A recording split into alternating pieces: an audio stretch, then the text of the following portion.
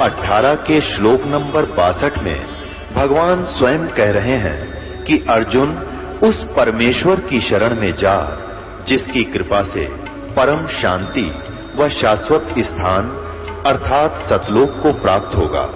वो परमेश्वर कौन है, कहां है, कैसा है, जानने के लिए कृपया अवश्य सुनिए जगत गुरु तत्वदर्शी संत रामपाल जी महाराज के अमृत वचन। सतगुरुदेव की जय। सर्वसंग से प्रार्थना है, सत्संग प्रारंभ हो रहा है। कृपया सत्संग स्थल पर शांति पूर्वक विराजमान होकर के श्रद्धा से सत्संग सुने। परमेश्वर की प्यारी आत्माओं से पुनर्निवेदन है, सत्संग प्रारंभ हो रहा है। कृपया सत्संग स्थल पर शांति पूर्वक विराजमान होकर के श्रद्धा से सत्संग सुने। सतगुरुदेव की जय। बंदी छोड़ कबीर परमेश्वर जी की जय। बंदी छोड़ गरीबदास जी महाराज जी की जय। स्वामी राम देवानंद जी गुरु महाराज जी की जय हो।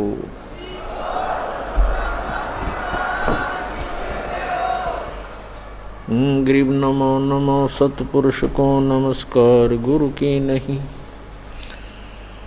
सुर नर मुनि जन साधुआं संतों सर्वस्ती नहीं। सतगुरु साहिब संत सब दंडोतम प्रणाम।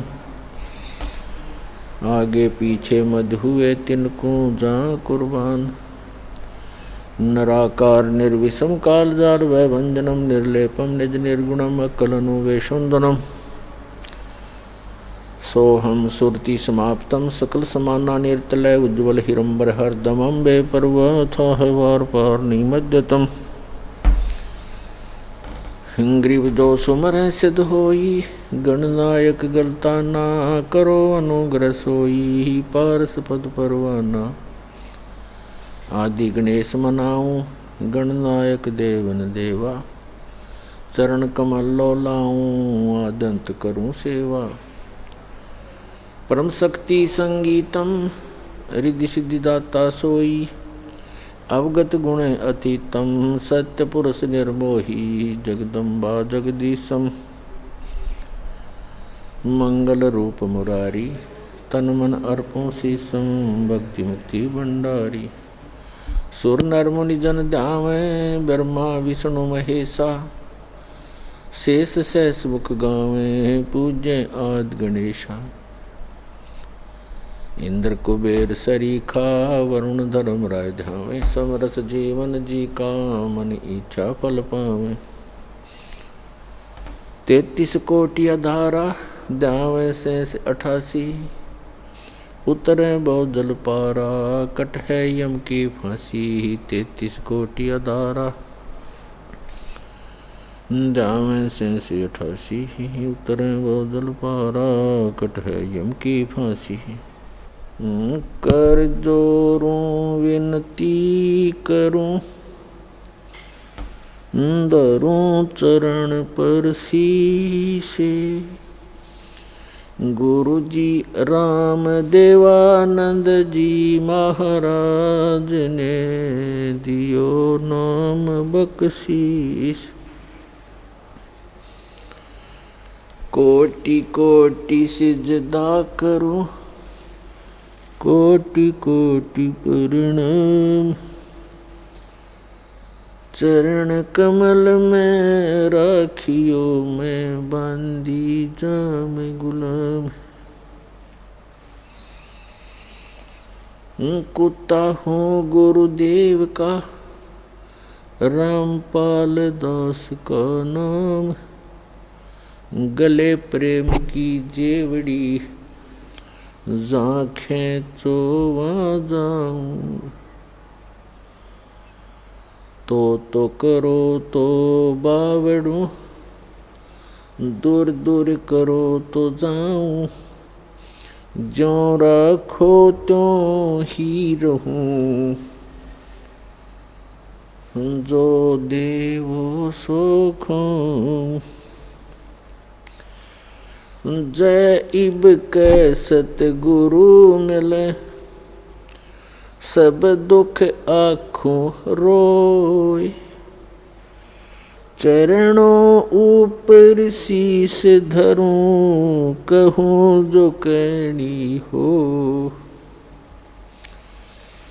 कबीर साईं मिल लेंगे, पूछेंगे कुशलाते।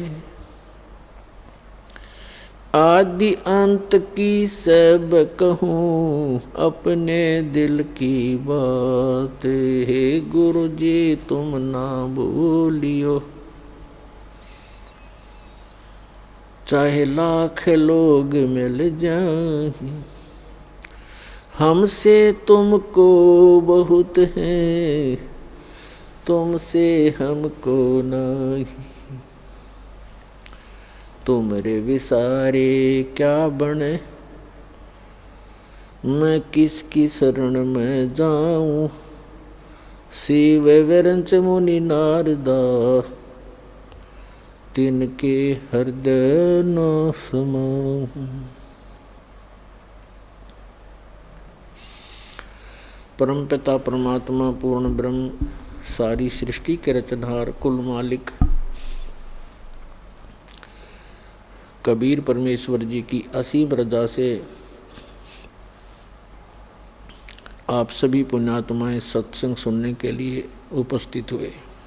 बहुत ही पुण्यकर्मी प्राणी को मानव शरीर प्राप्त होता है, और उससे भी पुण्यकर्मी वो मानव शरीरधारी प्राणी है जिसके अंदर परमात्मा की प्रेरणा बनी हुई है, और उससे भी पुण्यकर्मी वो प्राणी है जिसको सतगुरु मिल जाते हैं। जैसे एक इंग्लिश वर्ड है गुड, बेटर, बेस्ट, तो वो बेस्ट क्वालिटी के भक्त हैं जिनको मनुष्य शरीर के अंदर सतगुरु प्राप्त हो जाते हैं। तो आप वो पुण्यात्मा हैं उस बेस्ट क्वालिटी के।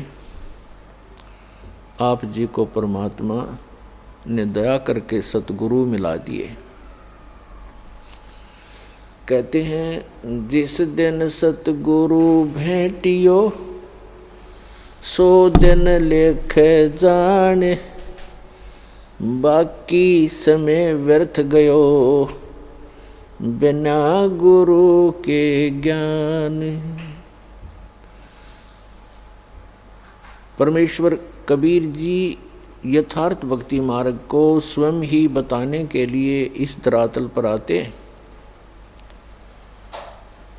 क्योंकि परमात्मा के ज्ञान को परमात्मा ही बता सकता है। जीव की संज्ञा नहीं है कि वो उसकी बुद्धि वहां तक पहुंच सके।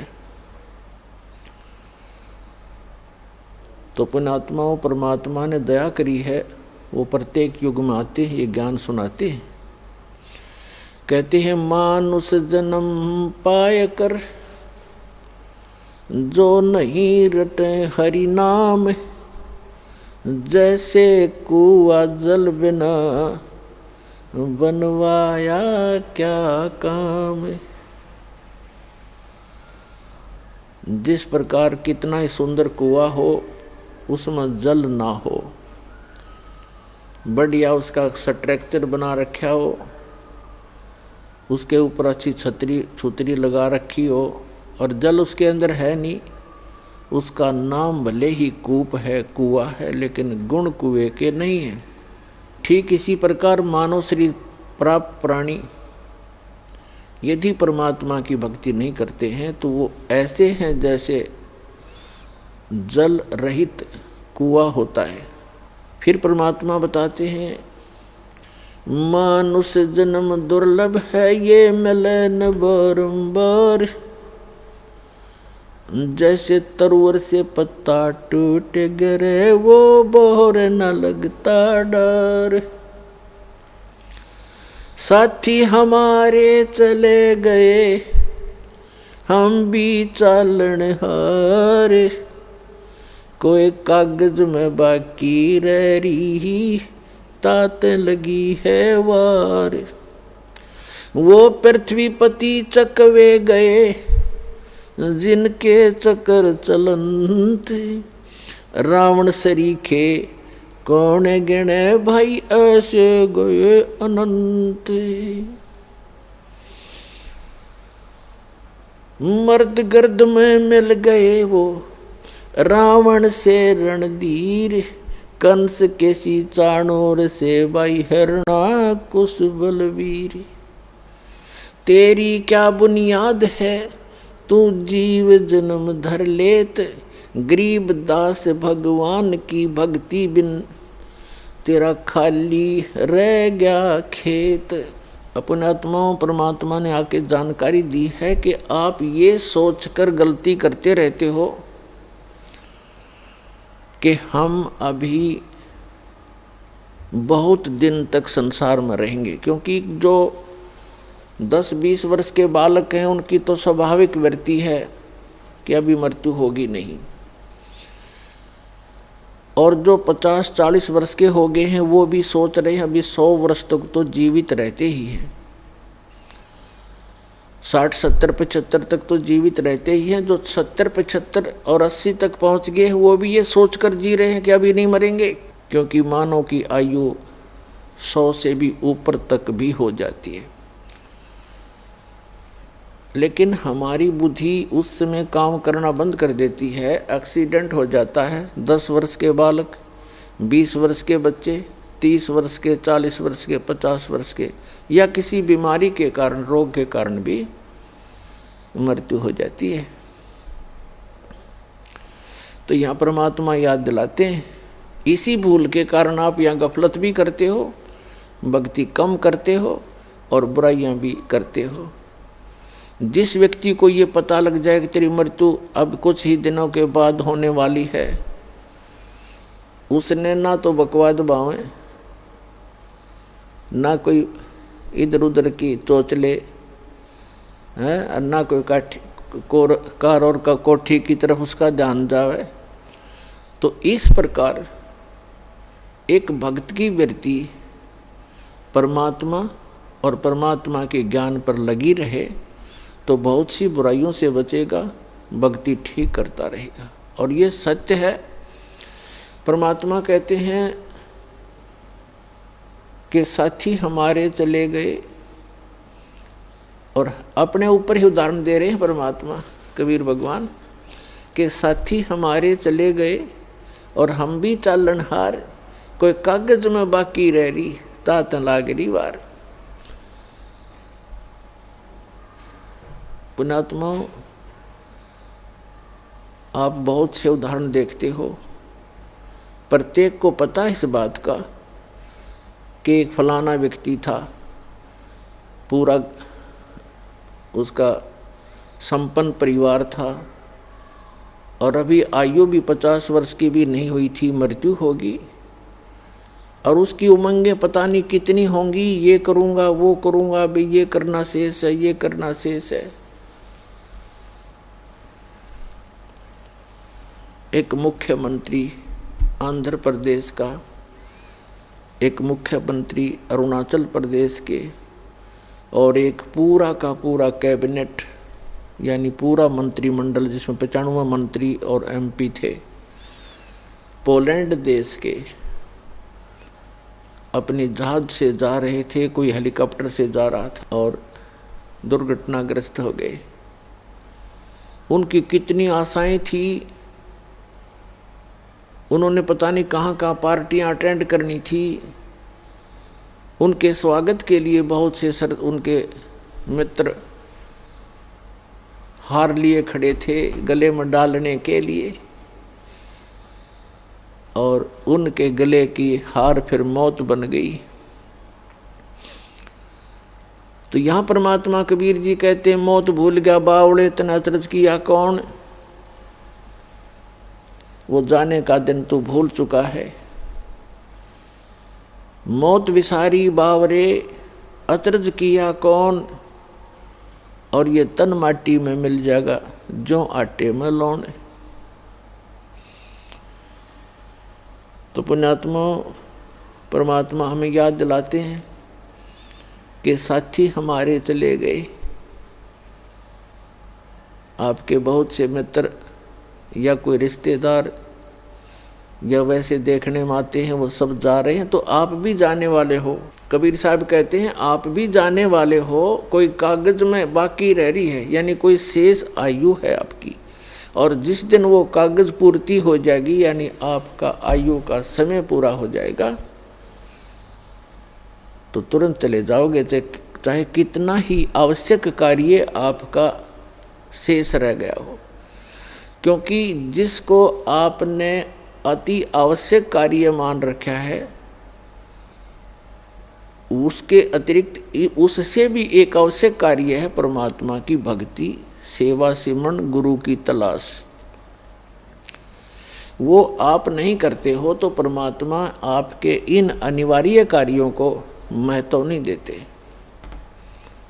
क्योंकि आपके जो प्रारब्ध में यानी किस्मत में, प्रारब्ध माने किस्मत, आपकी किस्मत में जो लिखा है आपको वही मिलेगा, चाहे चोरी कर लो, चाहे मिलावट कर लो, चाहे झूठ बोल लो, वो कर्म बिगड़ेंगे, मिलना उतना ही है। यदि आपने 2 नंबर का काम करके, झूठ बोल के, चोरी करके, रिश्वतखोरी करके, मिलावट करके धन इकट्ठा कर भी लिया, वो आपके पास नहीं रहेगा, वो तो जाएगा, कारण कुछ भी बनेगा, लेकिन आपके पल्ले फिर वो पाप रह जाएंगे।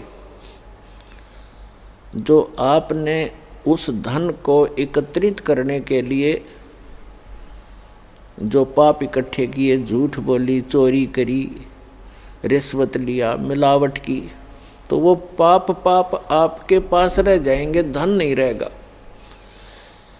एक व्यक्ति ने लुटपुट के अपनी आत्म कथा बताई कि मेरा एक इकलौता पुत्र था,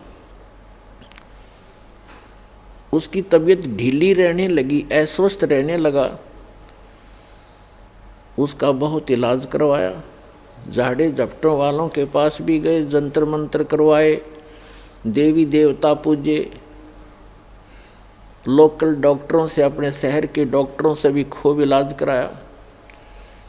अंत में पता चला कि उसके दोनों गुर्दे फेल हो गए, खत्म हो गए। उसके लिए कहीं ना कहीं से गुर्दे का अरेंजमेंट किया। आज से लगभग 25-30 वर्ष पहले की बात है। उसमें उसके कहते हैं जो किडनी ट्रांसप्लांट में लगभग 3.5 लाख रुपए लगे।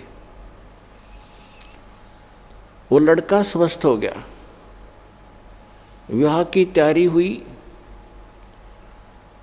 6 महीने के बाद, उस गुर्दे चेंज कराने के 6 महीने के बाद बस दुर्घटना में मर गया। अब वो रो रहा था और अपनी आत्म कथा बता रहा था। उसने बताया कि मैं गधा नीच आदमी था, क्योंकि जब तक इंसान सत्संग नहीं सुनता, अपने बुरे कामों पर उसका कभी दिमाग नहीं जाता, उसकी बुद्धि नहीं काम करती, चाहे कितना निकम्मा आदमी हो, और उसका कोई दुर्घटना हो जाए छोटी मोटी, वो न्यों क्या करे, भगवान मनीषा के बुरा कर दिया, मेरे साथ आज ऐसे क्यों घटी। और जो निरे बुरे करता है सारा दिन, पहला बुरा तो ये है कि हम भक्ति नहीं करते, इससे बुरा और कुछ भी नहीं हो सकता जो भक्ति नहीं करते। और भक्ति करते हैं तो गलत गुरुओं के पास करते हैं या मनमाना आचरण करते हैं, वो भी बुरा ही बुरा है। फिर अपने पेट के लिए इंसान सारा दिन, ठीक है किसी का दाव ना लगता वो बात दूसरी है, नहीं तो जहाँ जिसका दाव लगे आज के वर्तमान के अंदर। पहले तो भगवान से डरने वाले व्यक्ति होते थे, बुरा करते समय 100 बार सोचा करते थे, आगे पीछे का हिसाब लगाया करते थे, मुझे पाप ना लग जाए, कोई हानि ना हो जाए, मुझे कोई नुकसान ना हो जाए, तो वो गलती नहीं करते थे। अब तो हम भगवान से दूर हो गए, इस भौतिकवाद में इतने फंस गए, इस विज्ञान को प्रमुख मानकर हम आगा पीछा कुछ नहीं देखते, जिस कारण से हम अधिक पाप करने लगे। तो इस प्रकार हम बुरा करते हैं तो आगा पीछा नहीं देखते, और जब हमारे साथ कुछ घटना घट जाती है फिर विचार करते हैं। तो वो बता रहा था जी मैं घना निकम्मा व्यक्ति था, मेरे ये टेप रिकॉर्डर की दुकान थी, रेडियो रिपेयरिंग की और सेल परचेज की। उस समय ये कह रहा था कि तोल के भाव से रिफिल आया करती थी, इनकी टेप रिकॉर्डरों की रील होया करती पहले, अब तो सिस्टम खत्म हो गया। और सोनी क्या मार्क लगाता था, सोनी की ज़्यादा बिकती थी, सोनी कंपनी की। और उस समय 1.5 घंटे की जो सोनी की रील होती थी 30-35 रुपये की बिकती थी, और मुझे वो 2.5 रुपये में टोटल खर्चा था मेरा, और मैं 35 रुपये की बेचा करता नकली। खूब धन हो गया, कोठी बना ली, बढ़िया जुगाड़ कर लिया। क्यों? ये सोच करके अपने बेटे को सुखी करूँगा। और जब इस ज्ञान से मैं परिचित हुआ, वो पैसा गया और जिसको सुखी करना चाहूँ था बेटा गया। अब टक्कर मार मार के रो रहा हूँ। तो पुण्यात्माओं, परमात्मा याद दिलाते हैं कि आप जी जो साधना, जो भक्ति ना करके, भगवान से ना डर के अगर 2 नंबर से पैसा कमाओगे, वो पैसा नहीं रहेगा, लेकिन पाप ज्यों के त्यों रह जाएंगे जो वो पैसा इकट्ठा करने में आप जी ने अपना समय व्यर्थ किया और वो पाप इकट्ठे किए। तो पुण्यात्माओं, इस प्रकार हमने सत्संग माने से ज्ञान होता है। तो परमात्मा याद दिलाते हैं, क्या बताते हैं?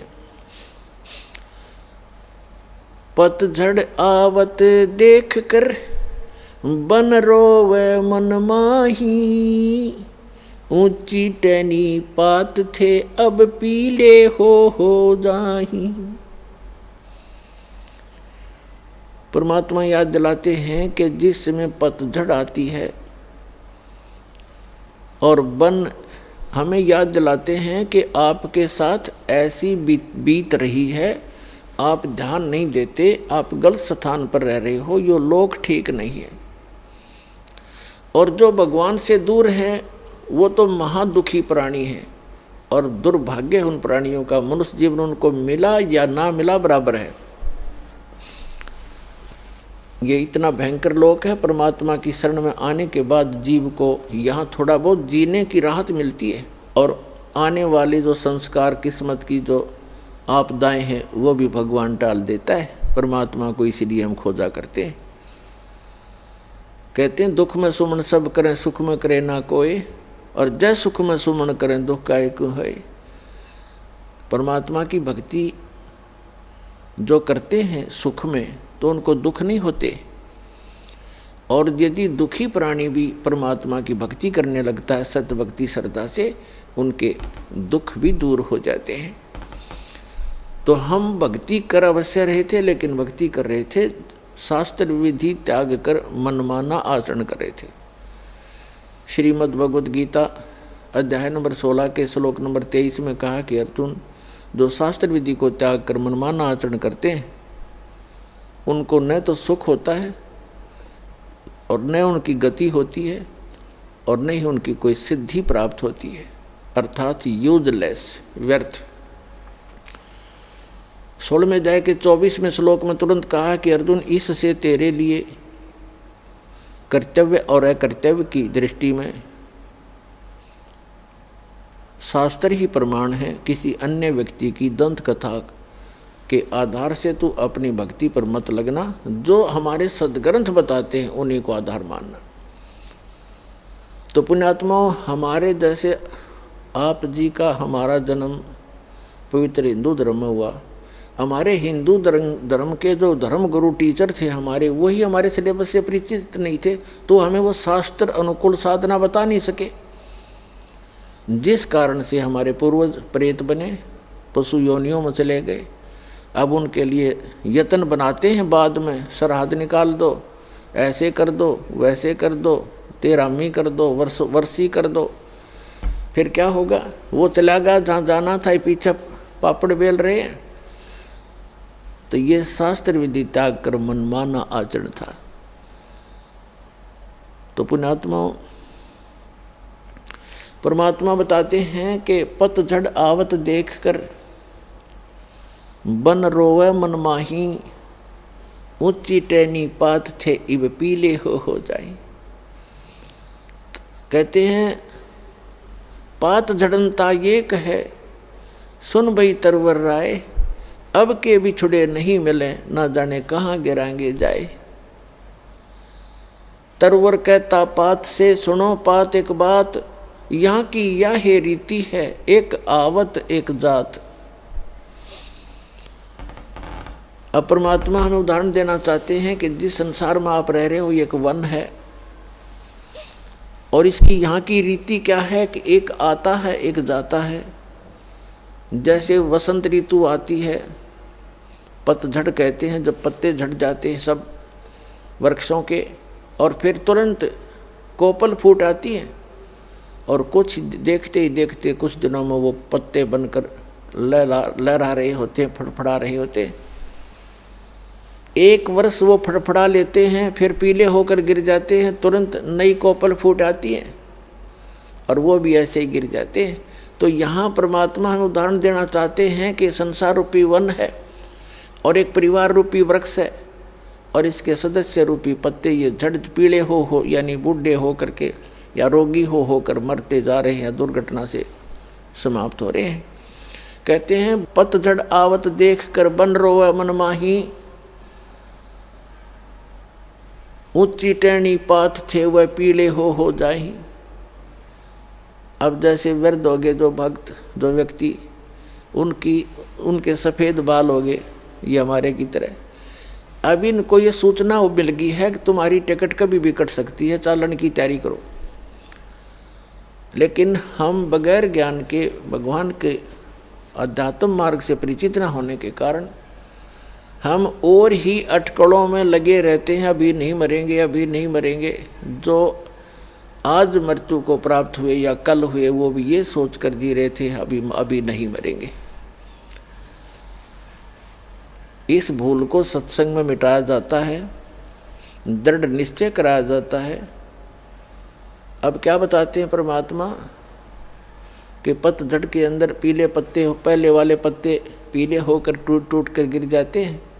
कहते पात झड़नता ये कहे सुन भई तरवर राय, अब के बिछुड़े नहीं मिले ना जाने कहाँ गिरेंगे जाए। जैसे किसी परिवार का कोई सदस्य मृत्यु को प्राप्त हो रहा है और उसको ये पता लग गया कि तेरी मृत्यु डेफिनेट है, कोई ऐसा असाध्य रोग है, और डॉक्टरों ने भी बता दिया है कि तू 2 महीने 20 दिन का मेहमान है, तो उस समय उस व्यक्ति की स्थिति देखो। अब उस समय क्या करते हैं, कुल के लोग इधर उधर से इकट्ठे होते हैं, मेहमान आना शुरू हो जाते हैं कि मेडिकल के अंदर है, कुछ दिनों का मेहमान है।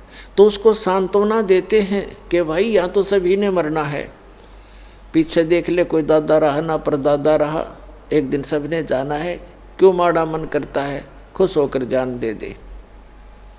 तो उसने संतुष्टि करनी पड़ती है कि सभी मरेंगे, इससे उसको सांत्वना मिल जाती है, मरने की सुविधा मिल जाती है। लेकिन वो दुख जो का तो उसके पहाड़ जितना उसके कम सिर पे रखा हुआ, और अगले जन्म में उसको भोगना पड़ता है। तो ये परमात्मा याद दिलाते हैं कि पात झड़नता यूं कहे सुन भई तरवर राय, अब के बिछुड़े नहीं मिले ना जाने कहाँ गिरेंगे जाए। तो वो परिवार का सदस्य अवश्य महसूस करता, कितनी सांत्वना देते रहो, हे भगवान अब ना पता कहाँ जाऊँगा, कहाँ जन्म होगा। तो परमात्मा उसके लिए आगाह करते हैं कि तू पहले ही यदि मेरी शरण में आ जाता, तेरा आगे का ठिकाने का पता लग जाता, और फिर मरने में चिंता नहीं होती, से हर शरीर छोड़कर चला जाता, भक्ति करके जाता, और परमात्मा की भक्ति से दान धर्म से बड़ी आसानी से जीव निकल जाता प्राणी का। नहीं तो भक्तिहीन प्राणी भुगत का मरता है, टट्टी पेशाब निकल जाती है, बुरा हाल होता है, यम के दूत दिखने लग जाते हैं, कई दिन पहले भयभीत होना शुरू हो जाता है। तो यहाँ बताते हैं परमात्मा के जीवित जग में जूती पड़े फिर जम तोड़े छाती, या यहीं पर दुर्गति शुरू हो जाएगी आपकी, और फिर आगे यम के दूत वहाँ पिटाई करेंगे। उसके लिए भगवान बताते हैं कि फिर कुल के लोग ऐसे सांत्वना देते हैं जैसे पात जड़नता यूं कहे सुन भई तरवर राय, यानी वृक्ष को कहता है पत्ता कि अब के बिछड़े हम नहीं मिले, ना जाने कहाँ गिरेंगे जाए। और तरवर कहता पात से, पेड़ कहता उस पत्ते से, मान लो कि तरवर कहता पात से सुनो पात एक बात, यहाँ की यह रीति है एक आवत एक जात। दादाजी की टिकट कटन होगी, पोता पैदा हो गया, 20-30 साल 50 वर्ष में पोते की टिकट कट जाएगी, उसका पोता आ जाएगा। तो परमात्मा कहते यहाँ की यह रीति है एक आवे और एक जात। तो परमात्मा आपको याद दिलाते हैं, कबीर ये तन जावेगा सके तो ठाहर ला, एक सेवा कर सतगुर की भाई गोविंद के गुण गा। अब जैसे पुराने समय में हमने देखे पुराने कच्चे मकान हुआ करते थे और उसमें कड़ी और सैतीर होते थे, वुडन बीम, वुडन बैटन, और उनमें से कोई सतीर में क्रैक आ जाता था तो पूरी की पूरी छत गिरने के चांसेस हो जाते थे। तो क्या करते थे, उसके नीचे एक बल्ली लगा देते थे मोटी सी, नीचे थोड़ा उसका बेस सा बना करके ईंट आट रख के पक्की, और नीचे उसका बल्ली लगा देते थे, उसको ठाहर बोलते थे, ठाहर यानी सपोर्ट। तो वो ठाहर लगाकर मनमाना 20-30 वर्ष तक उस मकान को चला लेते थे, नहीं तो उसी दिन गिर जाता जब वो ठाहर ना लगाते। तो परमात्मा कहते हैं, हमें संदेश देते हैं और संकेत देते हैं, कबीर ये तन जावेगा, जिस दिन आपका निर्धारित समय है जाने का, यदि आप कबीर परमेश्वर की शरण में नहीं आए हो तो आप निश्चित मरोगे उस दिन। कबीर ये तन जाएगा सके तो ठाहर ला, ठाहर माने सपोर्ट, और वो सपोर्ट क्या बताई है, एक सेवा कर सतगुरु की और गोविंद के गुण गा। परम पिता का भक्ति कर सतगुरु की शरण में आके, कबीर ये तन जावेगा सके तो ठाहर ला, और एक सेवा कर सतगुरु की और गोविंद के गुण गा। इस यदि आप यहाँ कुछ दिन जीना भी चाहते हो, और जीने का उद्देश्य यहाँ बकवादों के लिए नहीं, आपको एक्सटेंशन मिलेगी। यदि आप भक्ति उद्देश्य से आत्मा से पुकार करते हो परमात्मा से, तो कहते हैं फिर आपको एक्सटेंशन मिल जाएगी, वो ठाहर लग जाएगी इस सत भक्ति की सतगुरु शरण में आने से। इसका विकल्प भी बता दिया परमात्मा ने, अल्टरनेट बताया है कि इस आयु को भी आप एक्सटेंड कर सकते हो। अपने आत्माओं, हमारे सदग्रंथ जो है ये अनमोल रतन है, और हमारे धर्मगुरु इनको समझ नहीं सके, जिस कारण से वो आप भी अपना जीवन नाश कर गए और साथ में हमारे दादे परदादा ने ले डूबे, क्योंकि वो संस्कृत भाषा गणी जानते थे, काशी विद्यापीठ पढ़ाया करते थे। आम भोली जनता ने न्यू सोच लिया ये गुरुजी बड़ी संस्कृत फटाफट बोल रहे, फराटेदार, ये बड़े विद्वान होंगे। पुण्यात्माओं, भाषा से विद्वान का कोई मेल नहीं है। मान लीजिए कोई एक भाषा में विद्वान है, इंग्लिश खूब बोलता है, उसने पंजाबी ना आती, बताओ क्या फेल हो, तो विद्वान कहाँ रहा है फिर? तो विद्वान वो है, भाषा उसकी जैसी है, लेकिन ज्ञान कंप्लीट हो उसको, स्पिरिचुअल नॉलेज, वो विद्वान होता है। और भाषा का काम तो अपने विचारों को दूसरे तक पहुंचाने का होता है। अब जैसे एक बढ़िया, कई कहते हैं भाई प्रोनाउंसिएशन ठीक नहीं, ऐसा ठीक नहीं, वैसा ठीक नहीं आपके गुरुजी का, ये तो बकवादी आदमियों की बात होती है। ये तो वो व्यक्ति सोचते हैं जिनको पूर्व जन्म का संस्कार उनका जिनका ठीक है, ज्ञान से परिचित नहीं, क्योंकि ज्ञान से परिचित प्राणी ये बकवाद नहीं बोला करता है। अब जैसे किसी का रोग है और वैद्य है बहुत अच्छा, वो किसी भी भाषा में दवाई बताता, वो कंसंट्रेट माइंड से सुनता है। अच्छा जी ऐसे खा लूँगा ठीक हो जाएगा, ऐसे हो जाएगा, खा ले, ऐसे। चाहे वो किसी भाषा में बोल रहा है तुरंत समझ जाता है, यानी उसका प्रोनाउंसिएशन उसका कैसा भी है। चाहे तो पुण्यात्माओं जिनको मोक्ष कराना है, इन बकवादों में नहीं चलना चाहिए, क्योंकि हमारे परमात्मा कबीर जी वो विद्वान थे, वो खुद भगवान थे। और हमारे जो धर्मगुरु थे वो संस्कृत के ज्ञाता और व्याकरण के में प्रसिद्ध थे। वो व्याकरण की भक्ति पढ़ाया करते थे, दर्ड़ाया करते थे, और यही कहा करते कि कबीर साहब का प्रोनाउंसिएशन ठीक नहीं है, इसने बोलना भी ना आता, काहे का विद्वान होगा, वो तो भगवान था। वो यही भ्रम दूर करने के लिए आए थे कि इन बकवादों से भगवान का कोई लिंक नहीं है, कोई मेल नहीं है। परमात्मा पाने के लिए आत्मा निर्मल हो, मंत्र का जाप ठीक करते रहो, मर्यादा में रहो और ज्ञान ग्रहण करो। किसी भी भाषा में उपलब्ध है वो ज्ञान होना चाहिए। अब जैसे परमात्मा कहते हैं, जैसे कुंभ कुमार का ऊपर चित्र अनूप और वस्तु तामद है नहीं, जैसे जलबिन कूप। एक बहुत सुंदर घड़ा मटका रखा है जग मिट्टी का, और उसके ऊपर बढ़िया चित्रकारी कर रखी है, और वस्तु उसमें है नहीं। और एक सिंपल सा घड़ा, उस पर चित्रकारी भी नहीं, और वो शीतल निर्मल जल से भरा हुआ है। तो के फूका चित्रकारी वाले ने जिसमें बालू रेत ठोक रखा, तो वो जिसके ऊपर कोई चित्रकारी नहीं और सिंपल सा है, खराब सा दिखर, उसमें निर्मल वस्तु है, पिए गट गटर जान बचाई, तो वो है हमारे लिए पूज्य।